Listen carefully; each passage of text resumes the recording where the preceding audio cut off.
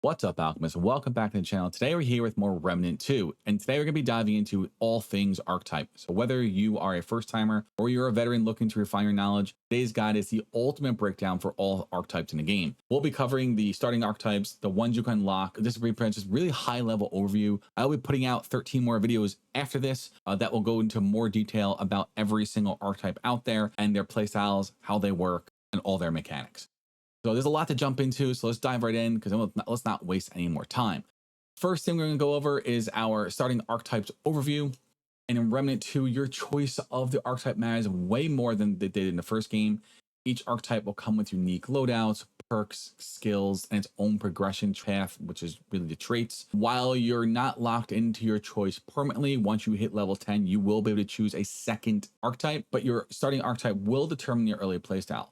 Let's break down each of the starting archetypes in detail. As we discussed last video, the handler is a great starting archetype, mainly because it's a good mix of support and combat. It has a loyal dog that will draw all aggro from the enemies. It'll attack them for you. The handler's prime perk, Bonded. When you go down, the dog will try to revive you using a relic. And then it has some great skills where it will generate 15% of the threat while attacking. The dog attacks. It reduces 20% damage to all incoming damage from to you. Then it also has the support dog, which it heals allies within 3.5 meter for 0.25% of the max health per second. That's just a nice little incoming heal. There's actually activations to it. If you activate the guard dog, it howls, reduces damage by 15% to all allies within 20 meters, and the companion regenerates additional threat. So great if you need to just take more damage and reduce your damage, or you just have a bunch of enemies and you need more threat so you can pull the enemies away from you and let the dog handle them. Same thing with this one. Howls grant 2% of max health per second and 25% increased movement speed to all allies within 20 meters. And then the last one is the attack dog, which allows the follower and the handler to deal 20% more additional damage. On activation, Howl increases damage by 20% for all allies within 20 meters at last 20 seconds. So this is a great support and combat type archetype. Great starting archetype if you're brand new to the game and just trying to learn the mechanics. 100% start with this. It will really help you get through the game. Make it a little bit easier because you have something to pull the enemies away from you. That's always a great thing. Next up, let's jump into the Challenger. So next up is a Challenger, and this archetype is your tanky frontline brawler. This guy's going to be equipped with shotguns and big melee weapons, and the Challenger is pretty much all about durability. Their prime perk, Die Hard.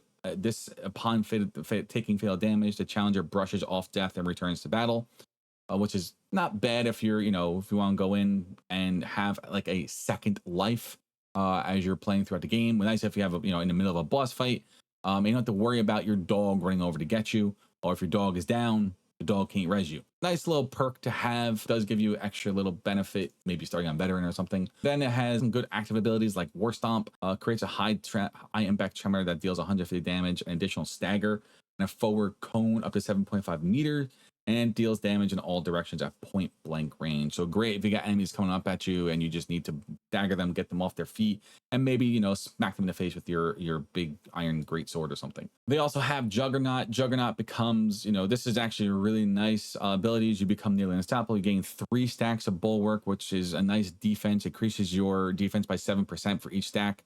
Increases 50% movement, melee speed, and reduces stamina costs. Increases melee damage by 50% and reduces your stagger level by 1. So it means you'll get staggered less as you have this on, which is nice because sometimes you get staggered pretty easily. So having that reduction in stagger is nice as you're up close and personal, firing off your shotgun or you swinging your iron great sort of thing. And then you have Rampage, which enters a heightened state of battle, increases your fire rate by 10%, reload speed 25%, and movement speed by 15%.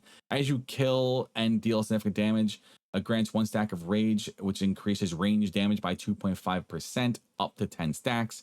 Once you reach 10 stacks, you go into Berserk mode, which reloads all your firearms and doubles the Rampage attacks for 15 seconds. This is actually a really cool ability. I like it. It was toned down a little bit in previous patches, but I don't know, it still smacks pretty hard. I really enjoy this ability. The Challenger is a decent starting archetype. I still think the handler is better, but having that extra life from Die Hard is not a bad perk to have. Really, really all about close range and getting in people's faces. Makes it a little bit more dangerous if you're starting out because you're going to be more enclosed, starting with a shotgun and an iron greatsword. You don't have that. You don't have that range as other classes will. So if that's that your type, hop in and have fun. Let's move on to our next archetype. Our next archetype is the medic, and this is the healer of the group. With their prime perk Regenerator, the medic regenerates additional relic charges by healing themselves and allies. So once you heal 250 health, you'll regenerate a new relic, which is awesome. They also have some great skills like Wellspring. The medic challenges healing energy into their fist, punches a hole into the ground, creates an AoE healing. I'm trying not to read all these things out loud. So the medic punches the ground to create a 3-meter healing spring, which regenerates 10 health per second, and greatly increases blight decay rate. Last 15 seconds, you stand in it, you get healed. The next one up we have is Healing Shield. The medic quickly expels healing energy to shield all allies within 25 meters for 100% of their max health. The shield lasts for 10 seconds. Allies will generate 20% of their max health over the duration. So not bad if you're in a shitstorm and you need to go ahead and actually shield yourself really quickly or your allies and get health back pretty quickly. I really like this ability. I use this one a lot in my different builds. The last one is Redemption. You'll unleash a 30-meter shockwave that revives all your downed allies and restores 50% of max health over 10 seconds. For each additional 1 second holding the skill button, the heal gains an additional 50% up to 200% max. Your revived allies will only receive 50% of the healing amount. If revived, allies cannot be revived again by Redemption for another 180 seconds. Of course, this will reset at Worldstone or on death. And all of your abilities, all your ammo and everything, I don't think I mentioned that in the last few. Anytime you rest at a Worldstone, you will reset all your abilities, all your cooldowns, all your ammo gets replenished. So if you're coming up to a checkpoint and you're hurting, make sure you hit that Worldstone. Little tidbit there, just so you can replenish and reset all your skills and cooldowns. Let's move on to our next archetype. Next archetype up we have is the Hunter, and this is a precision-based long-range archetype. The Hunter excels at dealing critical damage from afar. Their prime perk, Dead to Rights, this extends the duration of their active skills by dealing ranged weapon weak spot damage. If you are in this one's going to be all about long range and weak spot playstyle. So if you're pretty accurate with the mouse or the controller and can hit weak spots, this is going to be the play type for you. Being that like sniper type playstyle and hitting the weak spots, giving big damage from hitting them. And also, they're also great at marking their targets that make it easier to land criticals. Those skills like Hunter's Mark increases the spatial awareness by casting aura that automatically applies mark to all enemies within 35 meters. The senses are heightened, allow hunters gain 50% increased range and melee damage at last 25 seconds. Crit chance against marked enemies is increased by 10% for all allies, so it's nice. Increases it by 10% for 25 seconds. Not a bad little crit increase. And I think that's all of these abilities. Mark, because your mark on your enemies increases your crit chance by 10% for all your enemies. Continually aiming down sights uninterrupted without shooting for 0.5 seconds causes the hunter to enter a focused state. Wears off after 0.57 seconds of leaving aim, but it lasts 25 seconds. Focus just reduces weapon speed, recoil, and sway by 50% and grants 25% ranged and range weak spot damage. While focused aiming at enemies will automatically apply mark. So that's nice. This is great if you're again playing long range support as like a hunter and you were being a sniper. You're focused up, aiming for that weak spot. You're gonna do tons of freaking damage with Hunter's Focus. So again, if you're into that support type sniper class, this will be a great little skill. And then there's Hunter Shrouds, where you become shrouded, reducing enemies' awareness, making them harder to hit while moving. Attacking or activating a mod or skill will instantly exit the shroud. Exiting the shroud applies mark to all enemies within 10 meters and grants ambush to the hunter for 2 seconds. With ambush activated, it increases range and melee damage by 50%, which diminishes over its duration. Ranged and melee attacks apply mark. Hunter will automatically shot again after 1.15 seconds if no offensive actions are performed. This is a cool little thing. It helps you just reduce enemy awareness if you're trying to just like sneak past certain things. Don't want to be bothered. And you can also put on a specific ring that also reduces another enemy awareness by like 25 or 35%, if I remember. So this is a nice little like He plays like a stealth type hunter. Pretty cool. I like this ability. And ambush is nice because it just increases your melee or range by 50%. Activate a mod and then pop and then snipe a weak spot. You do some high damage. Let's move on to our last starting archetype. So the last starting archetype actually is only if you pre-ordered the game. If you didn't pre-order it, you have to find this. You'll have to get this game out in the world. We'll discuss that in a later video. This was a pre-order bonus, but the Gunslinger is a ultimate DPS archetype. This is really focusing on high power and fast reloads. The prime perk Loaded instantly reloads all equipped firearms and boosts their fire rate. Pretty much gives you and grants infinite ammo for a short period of time. So you become the ultimate run and gunner. That's what this build is. So if you enjoy builds that are just run and gunning with fast shooting weapons and want to just switch between different weapons as your loaded prime perk is up and running, this will be the playstyle for you. It has a bunch of different skills too, like the quick draw, pull out your trusty side piece, unload up to 6 critical shots from the hip. Each shot deals 52 base damage and double stagger value. Nice if you want to stagger your enemies. If you press it, it instantly fires towards all enemies in view within 25 meters. Upon release, the rounds will be divided evenly among all targets. Hold and release allows manual aim and fires one single powerful shot upon release. I like doing that. It's powerful, it hits hard, it's pretty cool. The quick draw is a cool skill. Sidewinder calls upon the power of the Desert Sidewinder Snake to increase ADS movement and speed by 50%, and draw slash swap speed by 35%. You'll psych weapons, which will automatically reload incoming firearms. When a weapon swap provides ammo to an incoming weapon, duration is reduced by 6 seconds, less 6 seconds. So this is nice if you're trying to reload weapons fast. You'll be able to walk. You'll be able to move a little bit faster as you're looking down the scopes. This is a neat ability. I don't really use it that much. I'm pretty sure some players out there that have found some great builds around this. It's not something I've really played around with that much. Bulletstorm, I use this one a lot. I happen to like this one. Unleashes the full power and speed of the Gunslinger, increases your fire by 20%, release speed by 50%, and of all ranged weapons. Single shot weapons become fully automatic and kills instantly reload the current weapon. For bows and crossbows, instead of becoming fully automatic, you actually gain a 50% critical chance and 50% increased projectile speed. So this is a pretty powerful one. I happen to like this one, especially with bow build. I like playing a bow and activating this and shooting off bows much faster is very cool. It also feels pretty powerful. You have the light machine gun on and you're just firing extremely fast and kills are just constantly reloading that weapon. It feels really good. It's a lot of fun to play. I really like the Gunslinger. So those are all the starting type archetypes, the varying different types of playstyle that Gunfire Games really put into here. And I absolutely like it. Again, if you're brand new, I really recommend the Handler. The Handler is just a great overall starting archetype that will get you through. And then once you hit level 10, starting collecting more items, you can swap things around, add on a challenger if you're enjoying melee to get more melee damage out of your build, or even go hunter to stay behind and have the dog up front while you snipe things from behind. So pretty cool. Lots of different ways to play, even starting off in the game. And once you hit level 10, the game really starts to open up with choosing that second archetype. But more on that later. Let's dive into unlocking additional archetypes. So while your starting archetypes will give you a great solid foundation, one of Remnant's two most exciting features is the ability to unlock additional archetypes as you play. There's a bunch you can unlock, and these new additional archetypes will give a whole new dimension to your gameplay, allowing you to switch roles or combine two archetypes for powerful dual class builds. So let's dive right into the unlockable ones and go through them really fast. The first one up, as you see on screen, is the Engineer.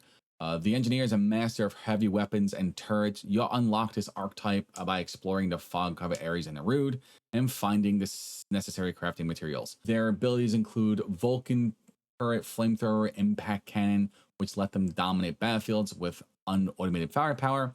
This archetype excels at controlling large areas and dealing sustained damage, especially in boss fights.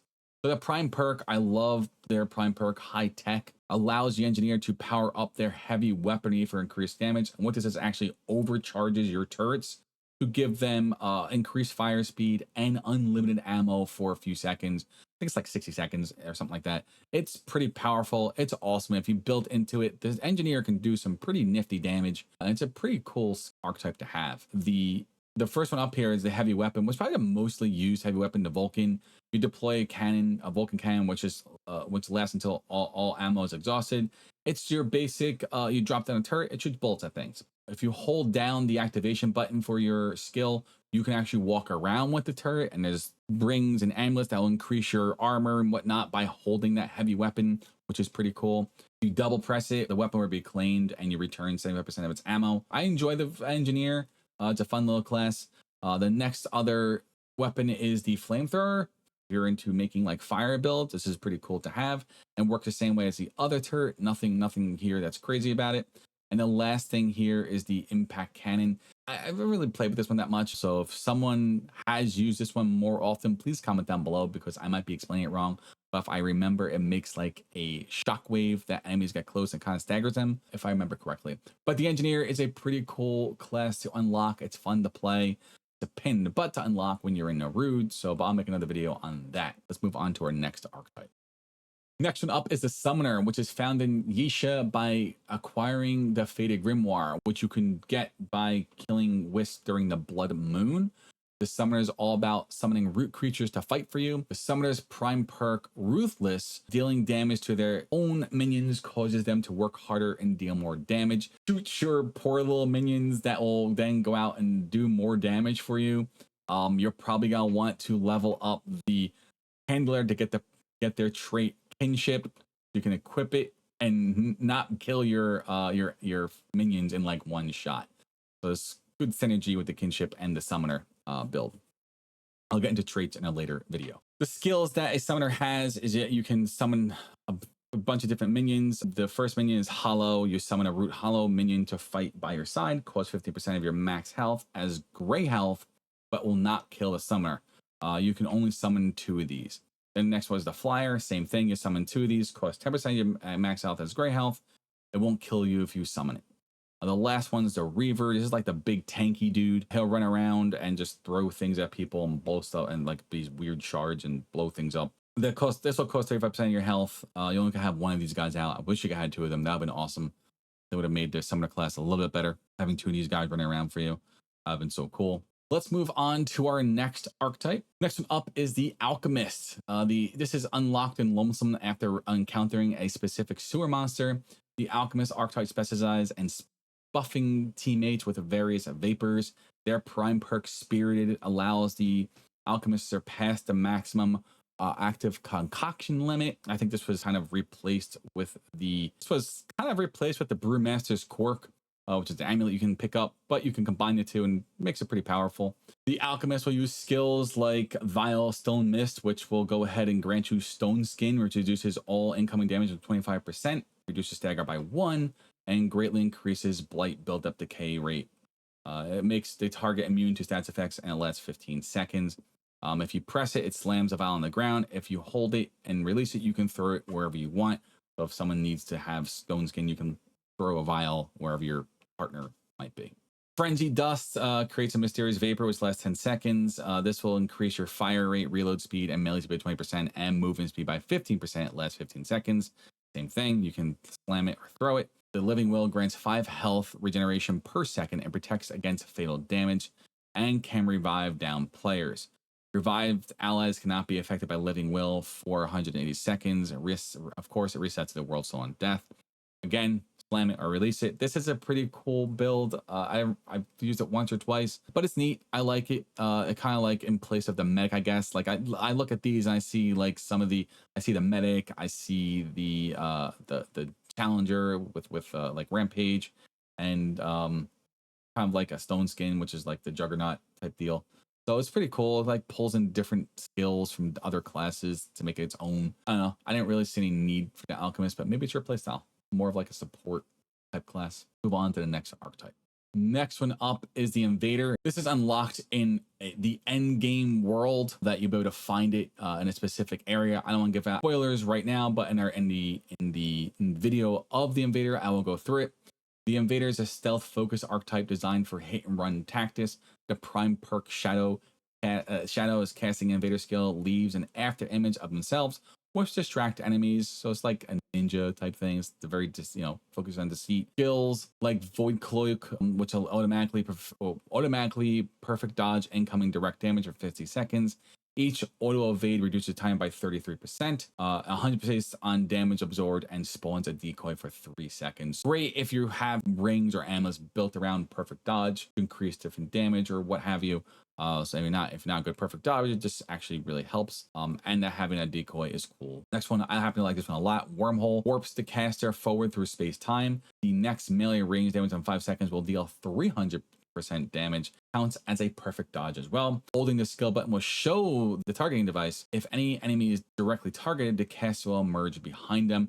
Great for like a quick backstab attack. Pretty cool. I happen to like this one a lot. This one, the reboot one, initiates a data backup of the caster's current health, stamina, relic charges, ammo, and negative stat effects, which are stored for 30 seconds. While the backup active, your movement speed is increased by 50% and damage reduced by 10%. Reactivating the skill restores all save values from backup and spawns a decoy once last 3 seconds. As you can see, the decoy is a very big thing inside the this playstyle. Very focused on deceit. But this is a very cool ability. You take a snapshot of what you were before you enter a fight. So if you're nearing death, you just go ahead and press this and you're back at full health with all your relic charge and everything else. So if you're having trouble against the boss, this is cool. This is like a second life or second reset. It's only got 55-second cooldown. So if you can reduce your cooldowns pretty well. You could probably pop this like every 30 seconds. Pretty neat skill. I've used it a few times, saved my ass a few times. Pretty dope. Let's move on to our next archetype. Next one up is the Ritualist. I happen to love this one. This is my favorite, I think, archetype in the game. This was released in the Awakened King DLC, and this ritual is unlocked by finding the Curse Effigy in Lumsum. Their abilities, these guys' abilities are focused on debuffing enemies and dealing heavy AoE damage. Their prime perk, Vile, the Ritualist amplifies and spreads stats effects on enemies, which is absolutely you got this is just, it's just so much fun. I absolutely love the prime perk. And then you also have a bunch of different skills you can use. Eruption creates a 1 meter explosion for 50 damage on all enemies. The explosion radius and damage increases by 100% for each unique stats effect on the target. Refreshes all current stats effects on each target. Miasma creates an AoE burst that applies bleeding, burning, overload, and corroded to all enemies within 15 meters, dealing a total of 300 base damage last 10 seconds, 45-second cooldown. I love this spell. I love this ability. Just so much fun. And then Death Wish negates all healing to self. Self-inflicts 0 damage per second, increases all damage by 50%, and grants 10% damage as lifesteal last 20 seconds. So this is a really good damage boost. You can put kinship on this. There's good synergy there as well, so you're not dying so fast.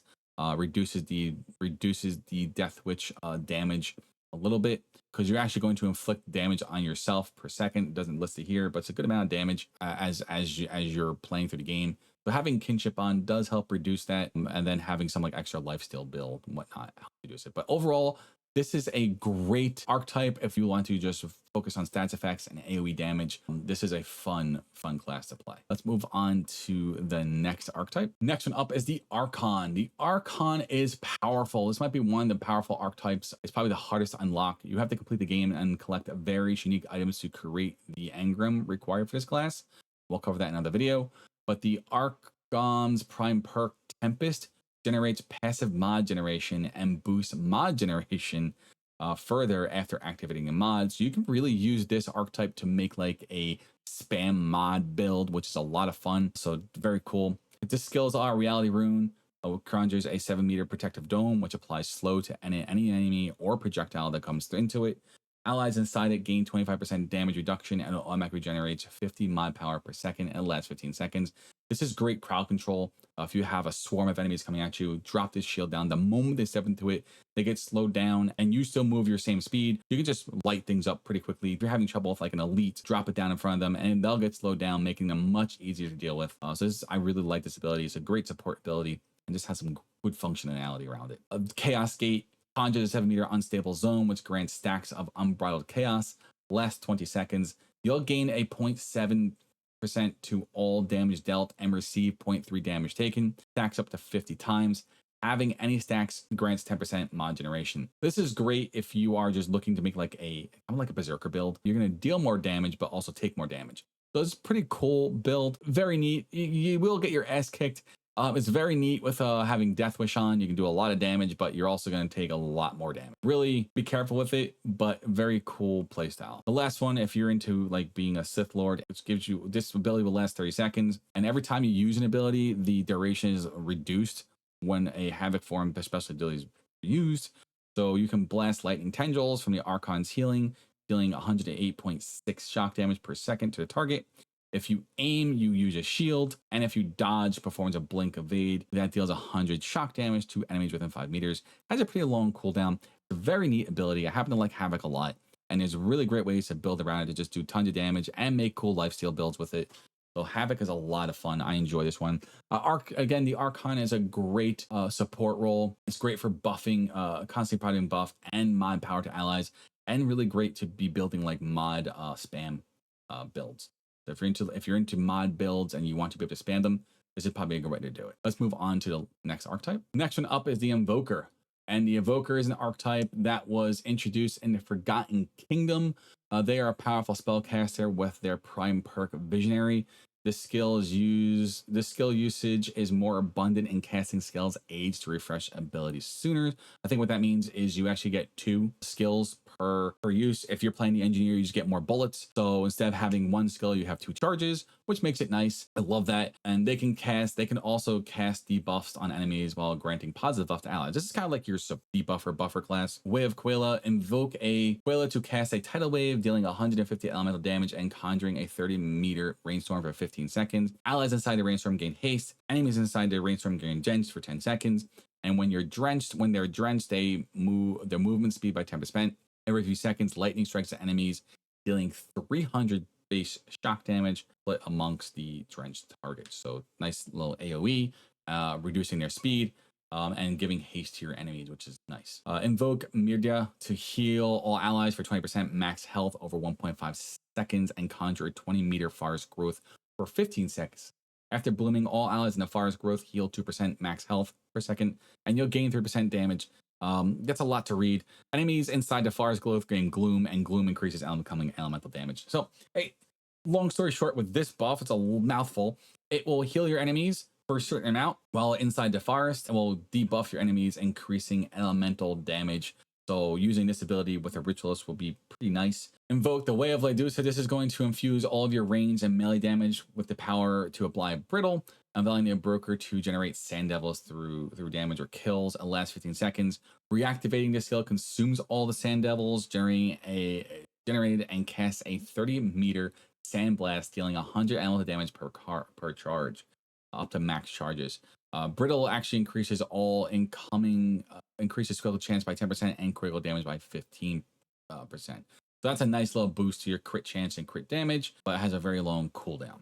Overall, I like the Invoker. I don't really use these 2 abilities much. I'm always focused on this one. I happen to like this one a lot. I think it works well, mixes well with a bunch of different classes. But the Invoker overall is a nice debuffer class. That is cool to have out there. Let's move on to the last but not least archetype. Last one up is the Warden. This one was just introduced with the Dark Horizon DLC. I happen to like this one a lot. I've been wanting something that's going to be focused on just straight shield builds. The Warden uses a drone that can shield, heal, or attack its enemies. This is a great little archetype to have on the field with you. So the prime perk is dynamic. It deploys a self-regenerating shield and extra energy reserve for an rude tech. Increases the bullets inside of the engineer's turrets. That's a nice little thing to have. Good little pair between the 2.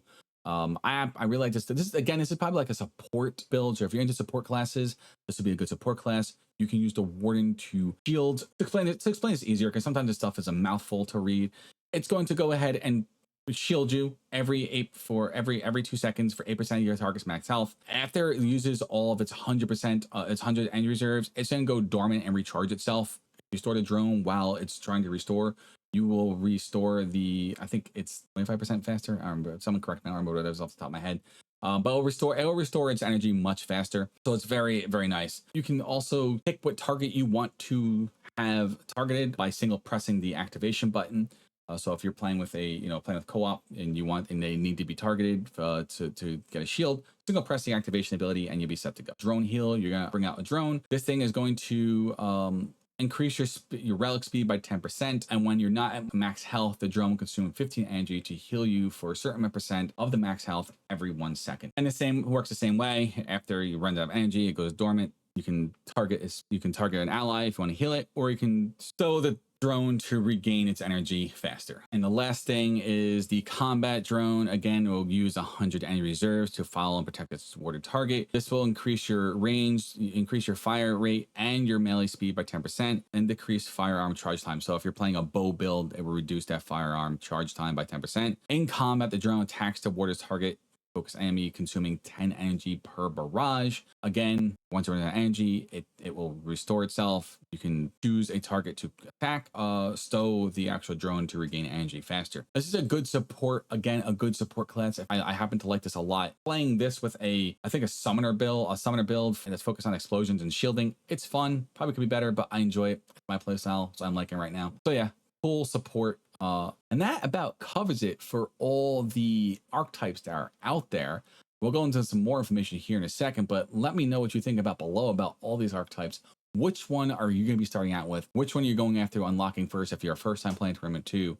And what is your type of playstyle? I would love to know how you all play Remnant 2 and what your builds look like, because I think that's one of the coolest features about Remnant 2 is the build diversity, and the community always comes up with interesting and fun builds. So let me know how you're playing to build down below.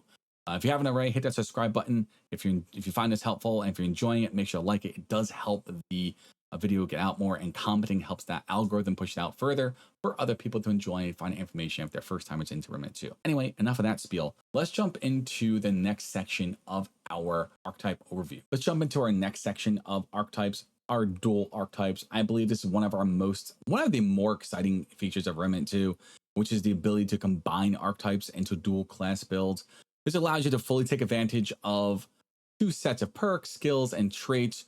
While you can only have 1 prime perk active at any time, the synergy between the 2 archetypes can create powerful combinations. Once you unlock them all, have different archetypes you can choose from. This is your main or your prime archetype, your secondary archetype.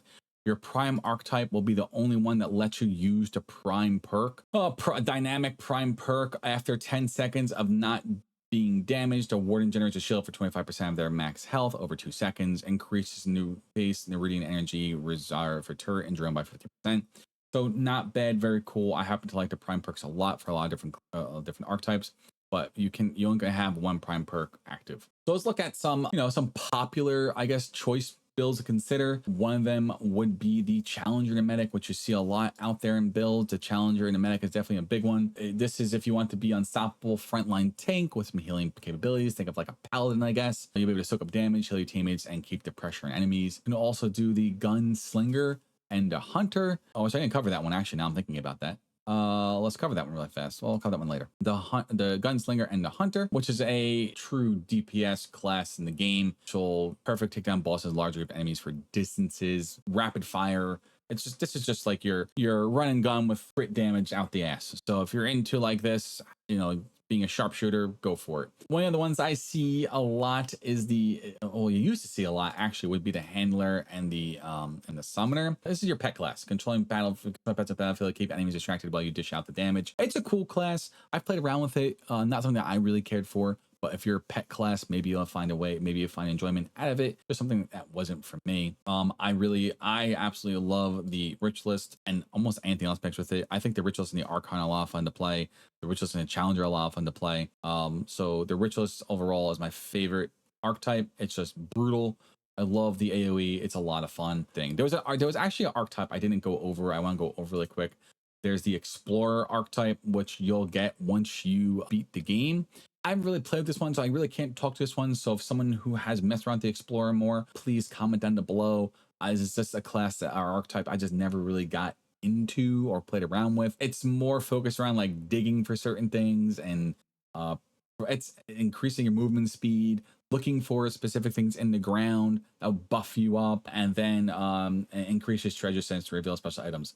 So I think the biggest perk for me, at least for this, if you're trying to like find specific items throughout the world, having Fortune Hunter could be beneficial as you're running through it. And the increased movement speed is really, really helpful as well, because that's just nice. Using it just increases your movement speed by 20%. and reduces stamina cost by 80 in less 30 seconds. So not a bad Planeswalker's nice. That's a nice little buff. I haven't played this class, so if someone has played it and has some good comments about it, please comment down below and let me know what build you're using with the Explorer. Just like the archetype I never got into. That's kind of how the archetype dual classing works. Finding your own playstyle. This is a Remnant 2 archetypes all about. There is no right way to build, and I've made build videos before. I truly and honestly believe I don't care about meta. I honestly believe builds are absolutely subjective, because if you all just follow meta, what the hell's the point of playing a game anyway? That's my opinion on builds. They're entirely subjective, and what works for you may not work for somebody else. While some archetypes may seem overpowered in certain situations, the most important thing is finding a playstyle that you enjoy. Experiment with your archetypes, try new application, and share your build to community. You know, the biggest thing is sharing it, because who knows, you might inspire someone else to play in a way they never considered or even thought of. They might even be able to take your build and improve on it. You know, I think the biggest thing about sharing builds is that this is the best build. No, this is a objective build that, hey, you know, you can do to squeak out 10% more damage. You can do this. So I think that's the biggest thing about builds. I truly feel that they're subjective. I don't care if you're playing WoW or Remnant or Thorn and Liberty. I truly believe builds are objective, and you need to find what I truly believe, find what you want to play and how it lets you enjoy the game, and don't worry about other things. As long as you're not trolling while playing, but otherwise find your own play style. Make sure it's the way you want to play and have fun. That's a wrap. Ultimate Guide to Archetypes Remnant 2. Whether you're, again, just starting out or looking to unlock hidden classes, I really hope this guide helps you. You find the perfect archetype for your playstyle. And don't forget, the best build is the one that works for you. If you found this video helpful, hit that like button and subscribe for Remnant 2 content. Let me know in the comments what archetypes you are rocking, and stay tuned for at least 13 more videos that are coming out. I'm going to cover every single archetype in the game, break them down one by one. I'm going to have to learn about the Explorer, because I've never played the Explorer before. Never played that one. But I've played every single other one. I've loved them all. I enjoyed them. Some are more unique than others, but I'm going to be providing a breakdown of every single one, how the mechanics works, what they provide, and go deep into that. So until next time, I appreciate you all watching this. I'll see you in the next one. Peace out, everyone.